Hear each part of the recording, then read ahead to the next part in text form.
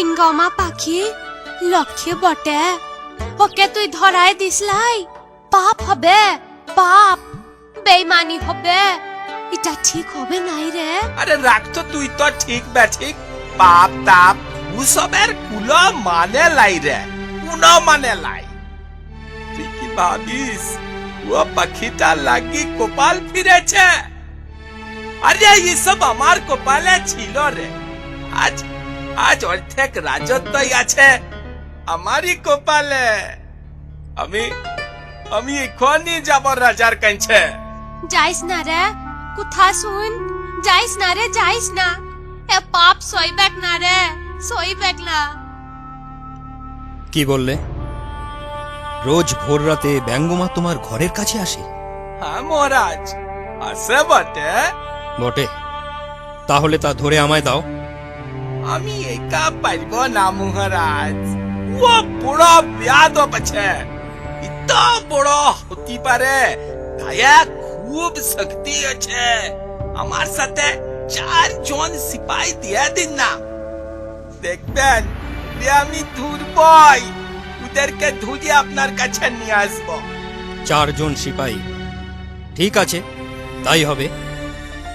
আজ আজ 4 দিন রাতে শেষে ও আসবে, তখন আমি আর 4 সিপাহী মিলে ও বেয়াদব বেঙ্গমা বেঙ্গমি রে জব্দ করবই করব। ওই রে, ব্যঙ্গমার কোনো পাত্তাই তো নেই। ওরে বাবা, মশার কামড়ে পরাণ গেল। এদিকে আবার খুব ঘুম পাচ্ছে রে।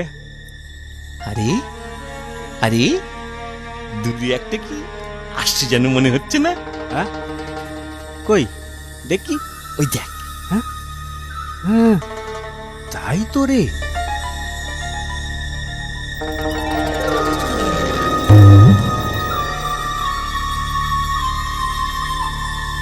ও বন্ধু, বন্ধু, একবার তুই কাছে এসো না, এসো, কাছে এসো, দুটো মনের কথা বলি। এসেছি গো, এসেছি, বলো কি বলবে আমায়? হ্যাঁ, এই এসেছি। ধরেছি, এই ধরেছি। কি হচ্ছে? হ্যাঁ, আরে সিপাই ছাড়ো, গো, ধরেছি বলে। ছাড়ো, কি করছো? সিপাই, সিপাই।